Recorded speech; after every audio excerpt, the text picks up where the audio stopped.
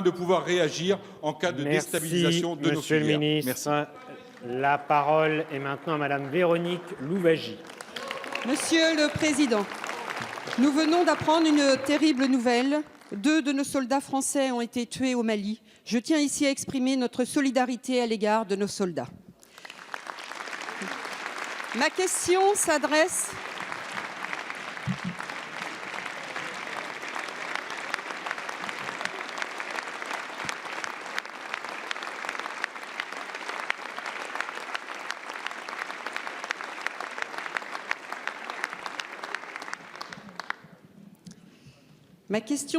à Monsieur le ministre de l'Agriculture et de l'Alimentation. Les États généraux de l'alimentation ont été accueillis avec enthousiasme et ont suscité de nombreux espoirs chez les agriculteurs qui veulent simplement vivre de leur métier. Aussi, lorsque la charte d'engagement pour une répartition équitable de la valeur ajoutée a été signée le 14 novembre dernier entre les syndicats agricoles, les industriels et la grande distribution, les agriculteurs ont cru au changement. Mais les résultats sont loin des attentes et des espoirs. Si les discussions commerciales sur les accords de prix doivent aboutir pour le 28 février prochain, ces discussions sont paradoxalement encore plus difficiles que les années précédentes. Les prix proposés sont encore plus bas qu'en 2017. Par exemple, pour le lait, c'est dans certains cas 10% de moins qu'en 2017. Pour le porc, c'est jusqu'à 7% de moins. Pour les œufs, c'est 2% de moins. Pour autant, la charte prévoit explicitement, dès le début 2018, la prise en compte des coûts de production des produits agricoles. Cependant, 3 mois après la signature, il n'en est rien. Monsieur le ministre, les agriculteurs ont besoin de soutien. Le projet de loi pour l'équilibre des relations commerciales dans le secteur agricole prévoit de développer l'usage de la médiation. Mais comment croire que la médiation puisse permettre des relations équilibrées quand les engagements d'une charte ne sont pas respectés? Vous savez, monsieur le ministre, dans l'Orne, c'est comme dans la Manche. L'agriculture, c'est comme en amour. Après un certain laps de temps, les intentions ne suffisent plus, il faut des preuves. Alors mes questions sont simples. En premier lieu, avant le 28 février, reconnaîtriez-vous publiquement que la charte n'est pas respectée par les acteurs de la distribution?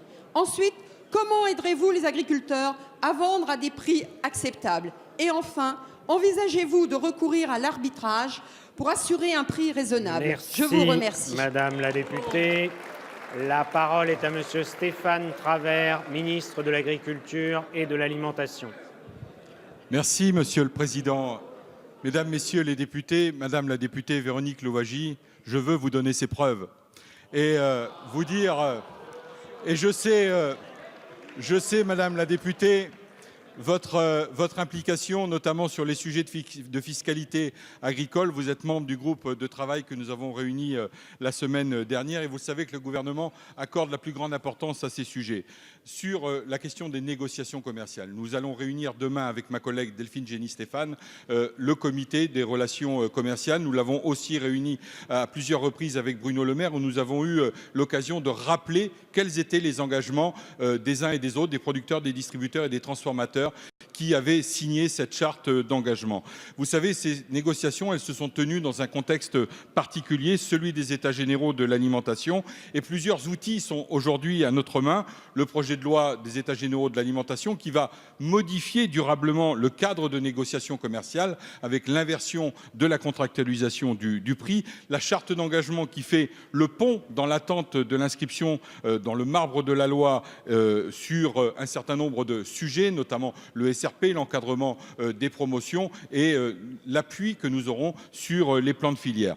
Les réunions que nous avons menées ont montré que l'état d'esprit des EGA n'était pas toujours au rendez-vous dans le box des négociations et des opérations de promotion très agressives dont nous avons pu être les témoins sont en contradiction permanente avec ces engagements et nous les avons dénoncés. Nous avons été clairs et fermes avec Bruno Le Maire et nous avons mobilisé l'ensemble des services pour que tous les comportements illicites fassent l'objet des suites appropriées avec un certain nombre de sanctions.